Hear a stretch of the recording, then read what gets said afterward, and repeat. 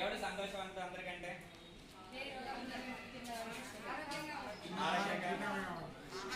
బాగా డబ్బు ఉన్నవాడు సంతోషం, కరెక్టేనా? సూపర్.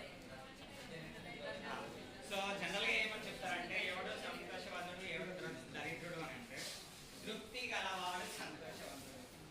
దరిద్రుడు ఎవరంటే ఎక్కువ కోరికలు ఉన్నవాడు దరిద్రుడు.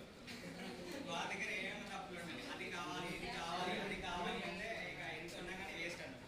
సో ఉన్నది ఎంతవరకు అదృష్టం, ఉన్న దాంట్లో నా చేత చేయించబడుతుంది, నేను చేసే పని శివార్పణమో కృష్ణార్పణమో ఏదో ఒకటి అనుకోని చేయడం, అది ఈశ్వర ప్రణిధాన. సో అది నియమం. ఓకే, యమములు నియమములు. నెక్స్ట్ ఏంటి? ఆసనములు. ఆసనములు అంటే ఏంటి? ఆసనం అంటే ఏంటి? పోస్చర్. సో పతంజలి మహర్షి ఏం చెప్పిండు ఆసనం గురించి అంటే స్థిరం సుఖం ఆసనం. మీరు అందరూ కూడా చేసేది ఆసనం.